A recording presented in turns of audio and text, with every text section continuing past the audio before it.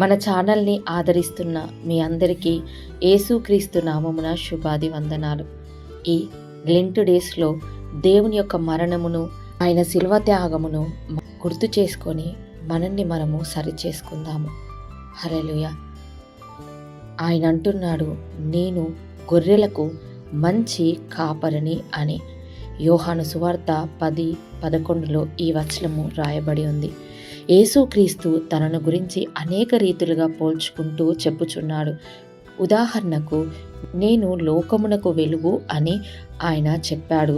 మరొక చోట నేను నిజమైన ద్రాక్షావల్లిని అని చెప్పాడు.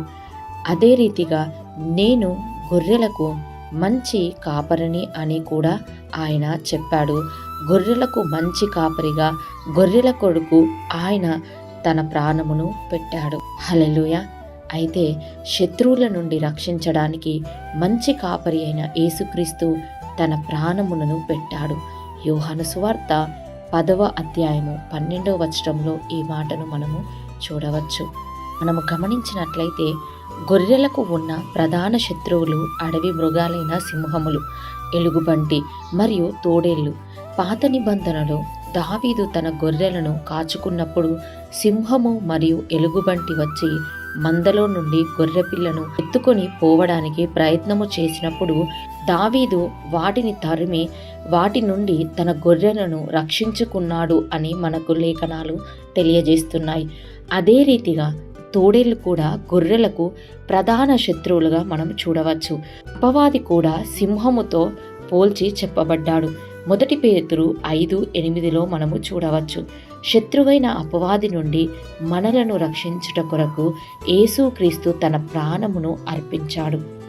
అలాగే చూసుకున్నట్లయితే తన సొంత గొర్రెల కొరకు మంచి కాపరి అయిన యేసుక్రీస్తు ప్రాణము పెట్టాడు అని యోహాను సువార్త 10:12 చెప్పబడింది. కాపరికి మరియు జీతగానికి మధ్య ఉన్న వ్యత్యాసము ఇక్కడ మనము చూడవచ్చు.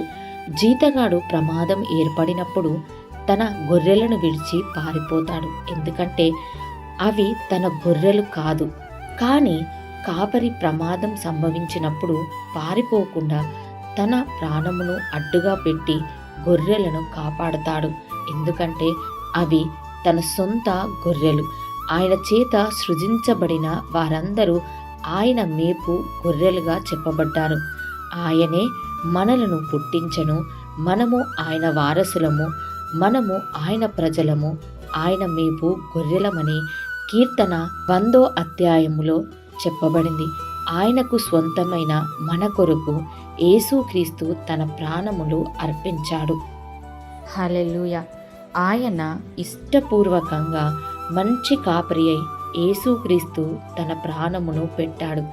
యోహాను సువార్త 10:17 చెప్పబడింది. యేసుక్రీస్తు యొక్క ప్రాణము ఎవ్వరూ బలవంతంగా తీసుకోలేదు. ఎవ్వరు కూడా ఆయనను ప్రాణము పెట్టమని బలవంతము చేయలేదు. ఆయన తన గొర్రెల కొరకు ఇష్టపూర్వకంగా తన ప్రాణమును అర్పించెను. దేవునికి మహిమ కలుగునుగాక. ప్రార్థన చేసుకుందాం. పరిశుద్ధుడవైన తండ్రి యేసుక్రీస్తు మా కొరకు మంచి కాపరిగా ఉన్నందుకు మీకు వందనాలు. ఆయన ఇష్టపూర్వకముగా మా కొరకు తన ప్రాణమునిచ్చుటను బట్టి మేము రక్షించబడ్డాము. కాబట్టి మంచి కాపరి అయిన యేసుక్రీస్తు యొక్క స్వరము వినుటకు, ఆయనను వెంబడించుటకు మాకు సహాయము చేయమని యేసు నామములో అడిగి ప్రార్థిస్తున్నాము తండ్రి. ఆమేన్.